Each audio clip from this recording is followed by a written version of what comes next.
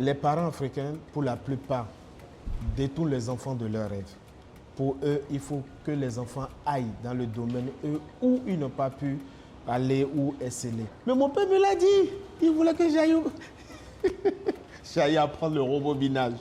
Genre, je vais réparer les ventilateurs, des trucs comme ça, quoi, tu vois.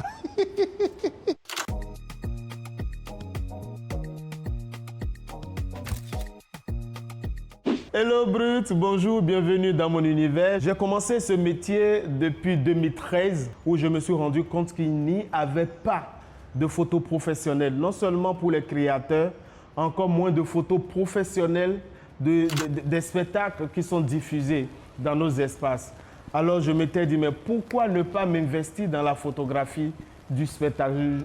L'idée est venue comme ça et puis voilà, je me suis lancé dans cette aventure. Heureusement que je ne suis pas allé à l'école. Bon, je suis allé à l'école.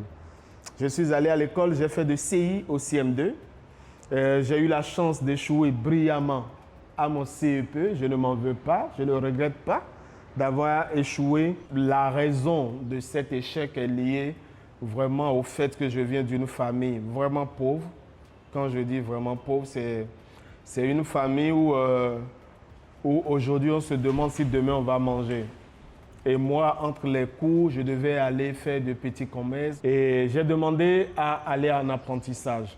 Alors, je me rappelle très bien mon père qui me dit « Tu veux apprendre quel métier ?» J'ai dit « En père, je veux faire la photographie. » Mon père me dit « Ah non, pas question. Ça, c'est pour aller manger de acassa et poisson sur les enterrements. Ça ne sera pas de mon vivant. Tu ne feras pas la photographie. » À l'époque où je faisais des petits jobs, je tenais une cabine téléphonique.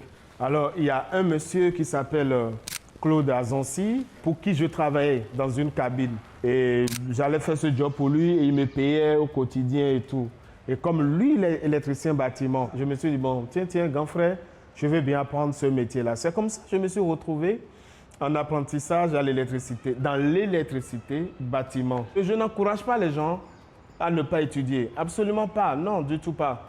Mais moi, je dis que c'est une chance pour moi. Au lieu de me culpabiliser, au lieu d'être triste, au lieu de trouver des raisons pour ne pas atteindre mes objectifs, je prends ça comme une opportunité que la vie m'a donnée et je fonce. Je fonce.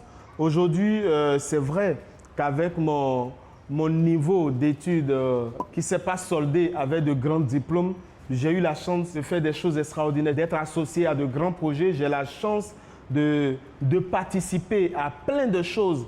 Et je le dis toujours avec une grande fierté que c'est avec ce niveau que j'ai eu la chance d'avoir été consultant en communication et relations presse à l'Institut français du Bénin pendant 2 ans. Ça, c'est le plus dur.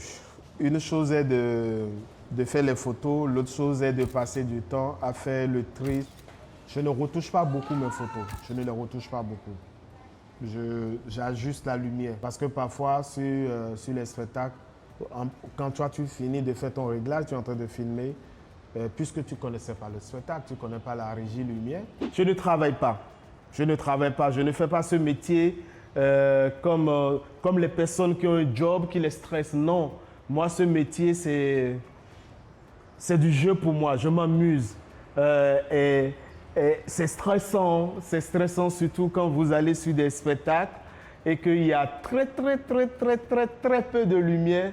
Là, on se rend compte que bon voilà, ce qu'on appelle jeu, ce qu'on appelle amusement est devenu tout autre chose. Le challenge, c'est de ne pas donner un rendu que tout le monde peut avoir, mais plutôt de sortir quelque chose qui peut amener même l'artiste qui était sur la scène de se poser la question, c'était quand ?